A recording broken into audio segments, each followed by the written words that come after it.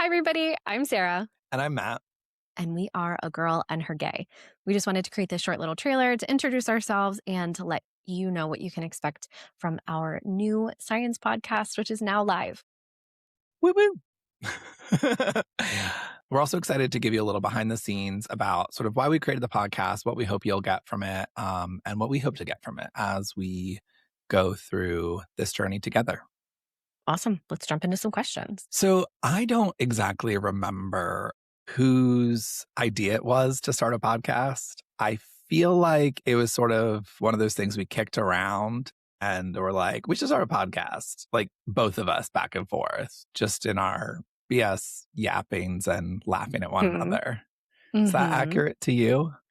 I think it is accurate. I think for years I've had multiple people in my life be like, "We should start a podcast," just as like colloquially, just a way to say like, "I think we're funny. Yeah. I think we have interesting things to say. People enjoy listening to us bit and banter." So I think it started out kind of like, "Oh, let's start a podcast," because like, just why not? But I don't know who. I think I finally said like, we either need to stop joking about it or just do it. Because it Yeah. was kind of getting annoying because at a certain point it went from, "We should start a podcast," as like a punchline, to then sort of discussing what our podcast would look like, what our brand would kind of be, like mapping out like full episodes was starting to happen. And that was actually driving me crazy. Yeah. Like, quit disrespecting my time, planning something that's never going to happen. You know, I hate that. So, like, either stop talking about it or let's do it. I, I feel that. It was sort of a flirtation at first, if you will, to use a metaphor. And then suddenly we were planning the wedding. And it's like, are we doing this or are we Yeah. not doing this? No. And I fear it may have been me that like shotgun wedding you into being like, I can't handle this anymore. I mean, Like, we're doing it or we're not doing it. once I was pregnant with the idea, we had no choice. Well, you know, and you are very pro-life. I am a good Christian woman. I've always said that about you. Yeah, I was going to say, I feel like you really pushed me to be like, if we're going to do this, let's do it, which I think is how we ended up here. What for you, as we started getting into the podcast, were your goals for the podcast? What do you want people to Yeah. get out of it? No, I think that's a great question. I think for me, I have personal goals for the podcast, right? So much of it was I want to create something finish to end.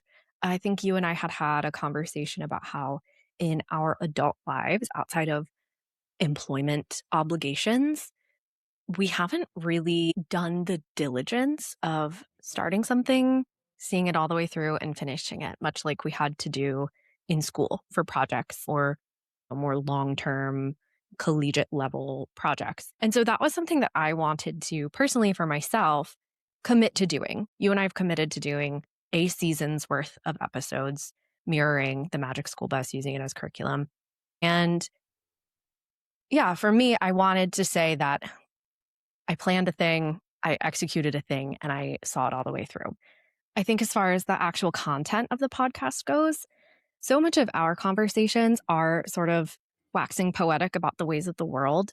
And I rely so much on you to fill in a lot of what I had forgotten or just was too, I don't know. I'm going to use the word defiant. That's what I've used before. And I was a defiant student. I Yeah. didn't, when I was that age in middle school and high school, it was like, oh, you're forcing me to learn a thing. No, if you tell me to do something, I'm not going to do it, which is, I've grown out of that. But now it leaves a lot of knowledge gaps of things that I wish I understood. And so I did want to kind of share that it's okay for adult people to still be very curious about things that you don't know and rely on people that know more than you to educate you. Learning is cool. And I'm realizing that in my mid 30s, and that bums me out. Yeah. But it's never too late. So I think as far as the content goes, that's kind of where I'm sitting. Is it's cool to be curious, it's cool to be educated. It's respectable to want to know how the world that you live in works. Yeah. I think the teacher in me wants to go to the old, like, there's no dumb question. And like, it sounds so cheesy, but truly in my experience as a teacher and also just in life, I feel like being so afraid to ask a dumb question is often the biggest inhibitor to learning. I had students who were all, all of them, every last one of them could not do basic algebra. And I Mm. was teaching a physics class and none of them would just ask. So I had to like play PI in the class to be like, when are they faking it? When do they like need help? Cause like it's such a delicate balance learning and dealing with ego Mm. in that going up to someone and being like, you clearly don't know this. They're immediately defensive and they're like, "Nah, nah, nah, I do know it." Mhm. And I think young and old could benefit from being like, it's okay to look a little stupid asking a question because there's a good chance someone else in the room wants to ask the same question as they're afraid. It's real bravery in a way. Yeah, I think that that's a great point, and I love that you said bravery because I don't feel very brave, but I do think as I've gotten older, a lot of the ego has been stripped away from it. When I Mhm, was younger, I didn't want to be embarrassed in front of my peers, and I was also really fortunate to be surrounded by a large family that is very intelligent. I have one of those freaky deaky families that, they read a thing, they remember it forever, or I was always surrounded by very intellectual discussions. mhm, And I learned through osmosis a lot. And now that I'm getting older, live alone. I'm very picky and choosy about the people that I spend my time with. I'm just not as exposed to as much as I once was. yeah, And so I sort of noticed my own personal learning stagnating and realizing, oh, shoot, I think I need to take this into my own hands because I never want to stop learning, mhm, even if it means going back to an elementary level piece of media yeah, and that as a jumping off point to say, like, okay, what don't I know about this? What is there still to learn?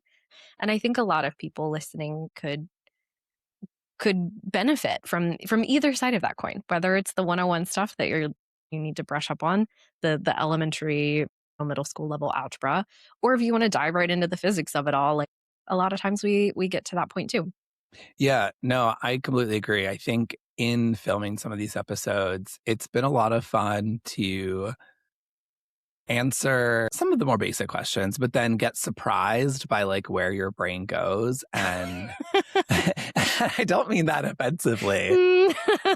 No, just like you'll ask like really thoughtful or like way deeper questions than like are really present in the subject material, but are related, right? And so it's fun to do because it sort of like keeps me on my toes. Does tire me out a little bit by the end of the podcast, We're both learning. We're both but learning. um, not anything to do with you, just like chasing down the information in my brain. Cause a lot of this stuff, I've had advanced education in it, but it's been so long. And I think one of the things from my educational experience that I really value is that I learned how to learn this stuff and I built a scaffold so that a lot of times I'll surprise myself with getting the right answer because I have just a body of knowledge around it that I can connect the dots and be like, okay, like I generally understand how biological or physical principles work. I can like piece together like what the probable answer is this. And then when I can't, we send in future Matt and he will do the research for us. We love future Matt. I am always amazed by how quick your recall is. That is a skill that I just do not have. I know that I know something, but I can't on the spot go, okay, here's what it is. And here's also how I can explain it to someone in a way that they can understand. It is such an impressive skill. And every single episode that we're filming, I'm like, gosh, Matt is not only my smartest friend, but you do just have this really spectacular way of being able to communicate these ideas and these thoughts and like meet me where I am. And it must be just a testament to our friendship as well that you know that you can explain something in a way that you're like, Sarah will get this. Yeah, I'm for sure. grateful. Well, and I mean, I do think it's my teacher training a little bit. Is Okay. like I know how to tailor a message to an audience, right? And that looked very different in school. Like, but so much of teaching is about building relationships with students because then you do get to know them in the way that I know you and can be like, okay, this is a way that she'll understand it. Or this is a way that like we'll connect it to something that she already knows. And learning is so much better when you are connecting to things you already know or things that like resonate with you. To back up a little bit, Okay. I want to give some context for our relationship Ooh, okay. because I feel like that's sort of a mission critical. So I'll tell it from my perspective, and then you You can tell tell it. me You tell where, it. and then you can, You tell it. and then you can tell me where I'm wrong or where you had a different experience. Okay, I'm ready. So Sarah and I guess have known like in the orbit of since high school. So that's been about a few years ago. Hmm. But I would say we're sort of periphery friends in high school. Like our social circles, a couple of different social circles overlapped, but we weren't really friends. It wasn't personal. Yeah, no. It just like, yeah, we never connected in high school. And I would say I was much more the science nerd, whereas you were very much more into like arts and literature. I feel like the humanities side of things, and I was much more the math and science. And then we reconnected right around COVID. It was like we hung out in February and we were Right like, before what the is world shut this? Yeah, we're down. like, what is this weird COVID thing everyone's talking about? And then like 2 weeks later, we were like, want to play Animal Crossing together? Because we are stuck inside. Our Tiger King era. Oh, God. Oh, I completely forgot about that. We like Yeah, we watched Netflix Tiger. partied Tiger Yeah. King. Yeah. And then I've sort of become inseparable ever since, much to the chagrin of those around us who have to deal with our insufferable selves. I think that's a super accurate description of what happened, for sure. Yeah, friends of friends in high school. I don't think there was ever any like beef or distaste. It just, No, if there was, you would still be holding on to it. without a doubt. Yeah, but honestly, I'm grateful to COVID for that reason. There's no quicker way to make a friend than have them as a captive audience. I Hmm. think you and I decided once we realized like what COVID was that we would be in each other's safe circles. And even through social distancing, yeah, we had a handful of things in common because you were still teaching at the time, right? So Yes. you were home.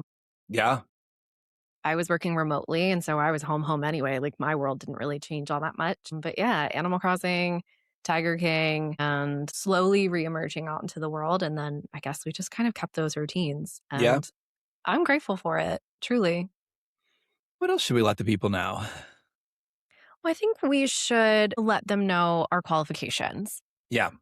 right? Mine are super I say easy. you start. Yeah, like I'm the village idiot, right? No. Like in the duo that is us. But I think I've always been not the village idiot, but like I've always been the person that's like I I don't want to sit in a space where there are unknowns. If a question has to be asked, especially as I've grown older, I'll ask the question. Hmm. And that's, in my professional world, if I see that someone's maybe a little bit lost, I'll ask the clarifying question, even if I know what's up, because I was raised in George Bush's America. Okay, no child left behind, not on my watch. But yeah, I think I have always been a deeply curious person, and I haven't always had the discipline or the love of the education systems that I was put in to really maximize on learning. And so that's what we're doing here, right? And so I called up my smart friend, Matt, who actually is qualified in the ways of the world, right? Tell the people. Yeah. So I'm not super precious about it, but I guess I should rattle off my education. I think you should. I think it's important.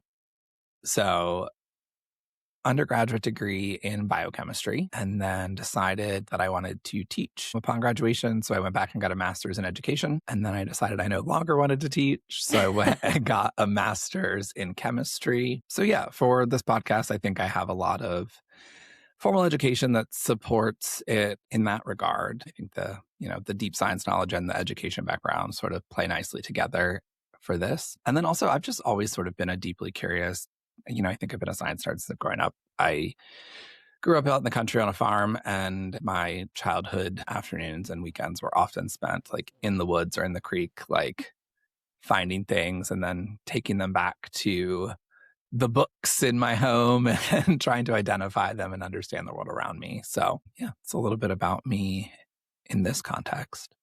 So, Matt, you got my answers, but I want to know yours and I want the people to know yours. Do you have any personal goals or outcomes from the show that you want to share? Yeah, I think for me, I want to showcase that like learning doesn't have to be pretentious.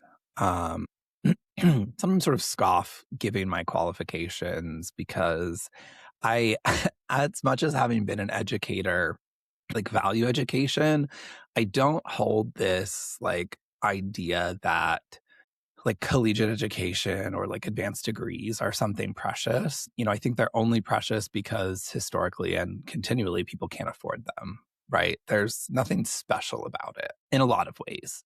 I value my experiences that I had and I'm grateful that I was able to have them. But I do sort of want to sort of show people that like learning doesn't have to be pretentious, right? And there are a lot of resources out there for you to do your own learning. And resources out there to look for, to go to learn from. To that point, throughout the show, there'll be times where I'm not gonna know, and I'm gonna be very candid with like, "Ooh, I'm not sure." And sometimes I'll get it right, and sometimes I'll get it wrong. We're gonna leave that in there because I think it's nice to see the process. So we'll do future Matt segments where I'll pop in from the future, having done some more research and correct myself. I am going into this blind, so we show up together, we watch the same episode, and Sarah hits me with her questions, and then I answer them to the best of my ability in the moment, and then we'll correct it later. And I'm certainly open to listener feedback. If you think I didn't get something quite right or oversimplified, I would love to hear from you. I'm happy to continue to issue corrections after the fact. No, I think that's fantastic. And that's something that I have been learning from you throughout our friendship is that it's okay to just try and be wrong and then go back and correct yourself or be better. I have this really awful perfectionist thing where if I don't know for a 100% fact that I won't get it perfect the first time around, I just won't try at all.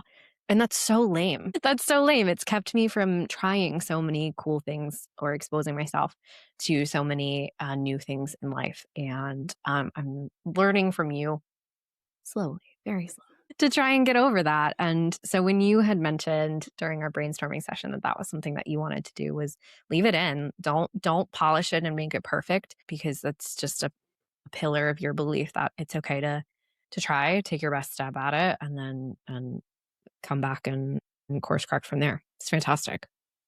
Yeah. Yeah, I don't expect you to edit out my brain farts, but I do expect you to edit out when I'm looking a little slack-jawed or crazy. Girl, and I'm doing my best. And so far, dear listener, dear viewer, if you're watching this on video, you're going to be seeing a lot of my face because I have to edit out every time Matt's just staring sort of blankly to the camera. We're new to this. You and I are not PR people. We're not Yeah. presenters. We're not social media personalities. We're just a girl and her gay recording the conversations that we were having anyway. And I think that's some of the charm of it too, is this is not going to be spectacularly polished, high quality, big budget Yeah. kind of production here. You're looking at our team. This is it. This is all we've got. And I think we're both having a really fun time doing it. And I'm relearning a lot of, like the editing and the, audio visual skills that I haven't touched in a decade. So I think we're not only learning the science of the show, but I think we're shining up some other hard skills that we may have lost along the way. Yeah. No, and I mean, I think that's one of the things that we were both interested in this project is it's more than just sitting around talking. It's actually like a real creative project that we get to share. Definitely. And like you said earlier, I am of the arts and humanities, and I haven't had a creative outlet in quite some time. That is something that growing up definitely takes from you, and you need to be very conscious if you want to keep it alive, to spend your time being creative and making things. So I'm happy that this has been filling a definitely a creative gap in my day-to-day routine. So you just made me think of something. Do you think that in that way, sort of creativity and curiosity are two sides of the same coin? Mm. Like, I think you have to keep them alive. I think it's so easy in this world to become uncurious and also uncreative. And I sort of feel like they share that. Yeah. I haven't ever really compared the two of them, but I think that's actually a really great point. And I think a lot of creative people, artistic people are very curious people, whether it's just flat out like, a physical artist going, I wonder what it would look like if I drew a doodle of a goose with an extraordinarily long neck, Yeah. who knows? But I think it is something that can grow. I Yeah. think the more curious you become about something, the more creative avenues might open up for you to find the answers that you might be looking for. Yeah. I think both take intention and practice, right? Like you may start off just generally more curious or more creative, but I think you could easily be lapped by someone who is intentionally working on being curious and creative if you're not sort of intentionally flexing that muscle. So, yeah, I think this is a good reminder to us to stay curious, stay creative. Absolutely. And I think it's something that can be taken from you as well, Mm, right? I think a lot of times people hear as they're growing up that it is either from peers or adults that it's no longer age appropriate mm, to wonder or to doodle or throw paint on a canvas just to see what it feels like. It's immature or, yeah, you're too old for that, or you should know this by now, or your peers start to do that sort of hard edged I'm too cool for school kind of yeah, thing. And I don't think I realized that it was happening to me when I was younger. But when I look back, I'm like, wow, I think a lot of that was I abandoned a lot of that to fit in with whatever I was being told was age appropriate. Whatever. I'm grown now. I make the rules. yeah. So we're bringing it back. Bringing it back, just like the Magic School Bus. Absolutely. Okay, Matt. So we've done all the work, but the people want to know. What is A Girl and Her Gay? It's a podcast, but what is it? What can the people expect? Yeah. So the full title is A Girl and Her Gay Watch, colon, the Magic School Bus. Don't wink at me when I say colon. Oh, that's my sorry. So yeah, the full title, A Girl and Her Gay Watch, colon, the Magic School Bus. So right now we've committed to at least going through the whole first season of the Magic School Bus and making this podcast along the way. We plan to put out episodes every Wednesday, so you can mark your calendars.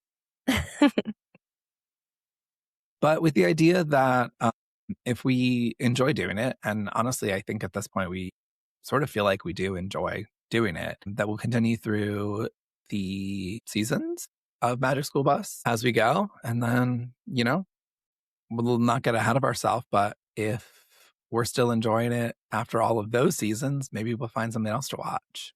Osmosis Jones. Yeah, we'll just do it in 30-minute chunks.